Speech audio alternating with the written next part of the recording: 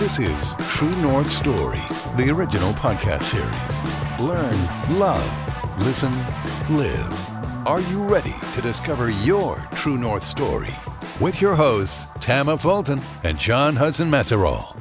I like to keep things positive. At the end of every show, I mention have fun, be creative, support each other, and share your radio stuff.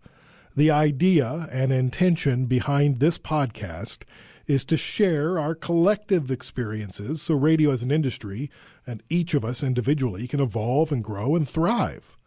Well, I want to introduce you to a couple of people who have roots in radio and who are launching a new podcast that is inspiring, authentic, and entertaining. Hello, Tama. Hi, Larry. How are you? I'm good. Did you get my email? This is True North Story. Learn, love, listen, live. Are you ready to discover your True North Story? With your hosts, Tama Fulton and John Hudson Messerall. Tama and John, welcome to Radio Stuff. Thanks, Larry. Thank you, Larry. So excited to be here. So tell me, what is a True North Story? Wow. Tam and I have been kind of honing this and shaping this from its initial concept phase. And really what we think in a nutshell is it is the guiding influence behind why you do what you do. So, we talk about it in terms of passion. It's like, well, what's your passion? What's the driving force behind? And so Tam and I are trying to extract through our guests on the podcast, what are the spiritual, what are the emotional, mental, talent, creative? It can be anything. What are those influences that have kind of propelled you to where you are today? Tama, do you have anything to add to that? Well, we all want to do what we feel like we've been gifted to do. And not everybody knows yet what that thing is. And not everybody is able to know how to get there. I knew from an early age that I wanted to do radio. And I say radio gets in your blood and you have nightmares about, not hitting the mark and having dead air and all that. But I knew what I wanted to do, and I made the choices that I made to get there. Not everybody has that right from the get-go. But when you find that thing, it's really fun to be able to share with others the process that you took to get there. And the people that you met along the way who mentored you and helped you, maybe the failures that you had, mistakes you made, and what you learned. So we're talking to people of influence who have, through their own journeys, made mistakes, had triumphs, and they're able to share with us how they reached their true north, that thing that gets them out of bed in the morning. All right, so that's great. That's where we're headed, to the True North Story. But I want to take a step back in time to the beginning of your journeys. When did you guys meet?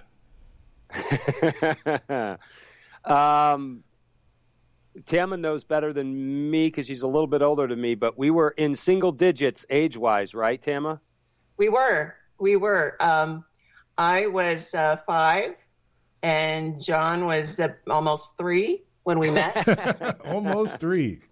Yes. Yeah. John was in preschool, and his sister and I were going into the first grade together. We lived in the same neighborhood. Right. Our parents were friends.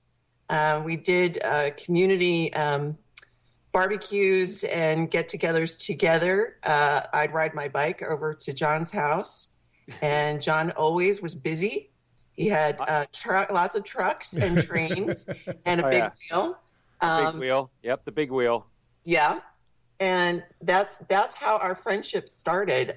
We didn't know until much later that we had so many things in common as far as our passions and our likes and all of that. Oh, it's unbelievable. Really, Tam and I reconnected after, 30 plus years. And we just kind of started talking about what she was doing and what I was doing and the course that our lives had taken through college and beyond. And we just noticed that there was a lot of parallels and a lot of commonalities in there. And it's a love for writing and messaging and broadcasting and radio. And I have a a BA in broadcast journalism, and she got a BA in broadcast as well. And so there was a lot of synergy there. And we just, really, we love classic film, and we love visual medium, and it was just really amazing. So we started a dialogue. We rebuilt our friendship from long ago, and then we started talking about opportunities in areas where we thought that we could leverage those similar skill sets and try and build something. And more importantly, to your point, Larry, affect positivity through whatever it is that we try to build together for the community, for the collective, for the audience. Well, there does seem to be a sense of consciousness and tension and even spirituality, you mentioned that, tied to the consulting and the podcast. At what point did you guys begin to concern yourself with those types of concepts? Well, I think for John, it was he's been on quite a True North story journey himself. And as part of that, I think he became more aware. Awareness is something that's really important, I think, along our journey, knowing who we are, what we believe in, what we stand for, where our passions lie, and how we want to gift those things to the world. And so I think John and I kind of agreed a lot on a similar foundation in that regard, and both found that our true norths were kind of propelling us in that way. We also noticed that as we talked to a lot of our podcast guests, that they too were speaking the same kind of language, Larry. They were talking about being intentional and the collective consciousness of humankind, and loving people, having a support system, taking time away from media and busyness of life, and just rejuvenating, relaxing, resetting your mind and mindset. So all of those things, I think we've kind of realized are part of each of our journeys. We each have a True North story, and we have a lot of commonalities in that story. Well, and I think too, Larry, that as Tam and I were kind of trying to shape this out or carve out what we thought True North story might look like initially, I think we're both committed to putting positivity out in a way that others can use it, take it, and start to interpret it into their own lives. And I think that was really important. So it's not like the famous person and the audience that just looks at them and goes, wow, I wish I were them.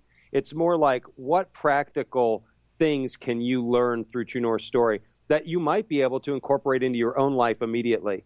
Just truths, just things that open your eyes and make you more aware that it doesn't have to be, your situation does not have to be the way it is. It's the way you're looking at it. And, maybe you need to ask for help. Maybe you need to own your own mistakes. Maybe you need a comeback. Tam and I are big about comebacks.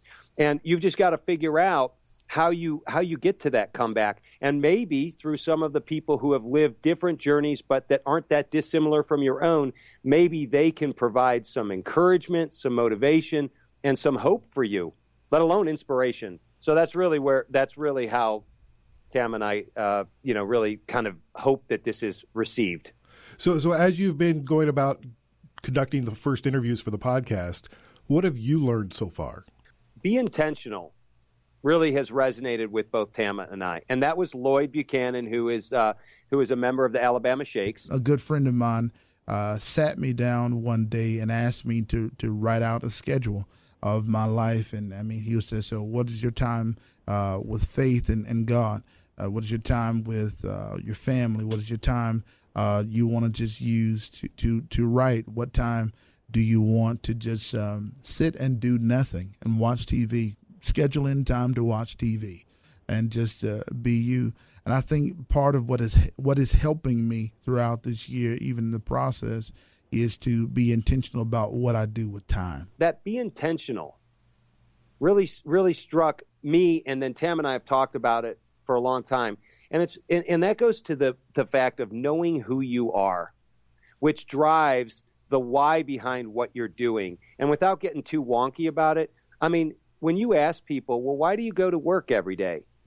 Tama likes to ask the question, what gets you out of bed in the morning? And a lot of people can't answer that question. They're like, well, because this is what I do. I'm supposed to do this. And it's like, well, we're trying to get to the point of where people can really clearly articulate what is really important to them in their lives. Is it relationships? Is it personal relationships? Is it reflecting love into the world? Is it, being able to help others? I mean, there's got to be something bigger. There's got to be something larger than just going out and putting 50 hours a week, getting paid, and, watching football or whatever on the weekends. I mean, there has to be something else.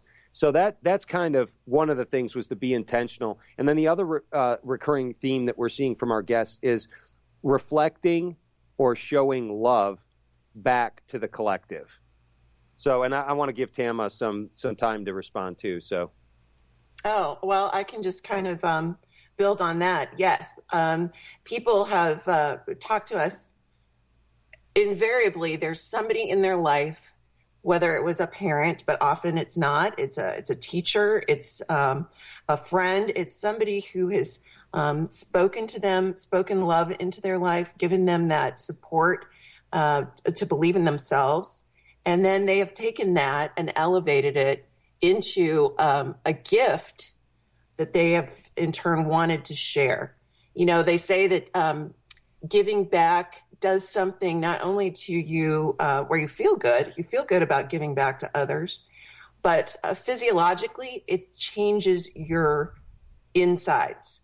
It changes your brain and how it operates. It changes your body and how it metabolizes. So it's amazing how people who have been given something small, like encouragement, have turned that around and just broadcast that, if you want to say, into a much larger audience, given others so much more. And I think that's been an encouragement to me personally, is that whatever I have, that's, even if it's small, just start small and do small things, and they kind of like throwing a rock into a pond, it will get larger and larger, and the circle of influence will continue to grow. As a catalyst to communicate to the collective consciousness, why did you choose a podcast? Well, go ahead, Tama. I mean, Larry, radio and podcasting's it's the thing, right? It's what I think it's a great way for people to be, because we're so mobile and we all have our own little devices, our tablets and our smartphones that we carry with us. And I think that in this day and age of technology, and especially millennials, you always see them attached to something. I mean, John and I grew up, we played kick the can and hide and seek and, those kind of things. And we talked to each other. But these days, it's the technology that talks to us. And so we wanted to be able to have something good and positive that people could hear and listen to when they're moving and traveling and taking that smartphone or tablet with them, being on the road, being on your way to school, whatever it might be. We really want to try and get people to just take these in bite sizes, and it's almost like an encouragement, a shot in the arm to maybe a struggling young artist or actor or musician or writer or branding person. It can be anything, someone in corporate America that can listen to these stories from different people, and some will be more famous than others, and some will be more influential in certain areas than others. But there's truth in there, and I think that we're living in a day and age where there's not a lot of truth out there. There is if you go out on your own and you investigate and you seek facts. You can find out. You can separate the propaganda and the truth and all of that. But it's not the journalism that Tam and I grew up in, where it was just the facts, and those facts had to be corroborated. They had to be supported by sources. You couldn't go on air with anything that was remotely sketchy. And today it's all we get. It's opinion, it's editorial driven, it's pundits. So we're trying to put out people who have done it and their truths that can be absorbed by our audience that might say, you know what, I can do this too. And I think that positivity is so important. I really do, because we're living in a really unusual period of American history right now. So where can people listen to the podcast? I know it's going to be on iTunes. It'll be on iTunes, and we'll have it on Spreaker, and we also have it on our website at truenorthstory.com. We will also highlight on the podcast any music that we use in the podcast. There will be links to that. So if they like a song and they want to buy it, or an artist, they can buy the album. All of that stuff will be linked. Books of our guests will also be available. So you don't have to go search it. You'll see it right there, and you'll be able to click on it, and it'll take you to an online retailer where you can buy it. Well, I wish you guys the best of luck. It's a really fun listen, inspirational, and it's 27 minutes long. It's a good bite-sized chunk, and I really enjoyed it. So good luck, and thanks for joining me on the podcast. Thank you so much, Larry. Thank you, Larry. Appreciate it. Thank you for listening to True North Story, the series. To read more about today's guest, visit www.callistomediaconsulting.com/blog.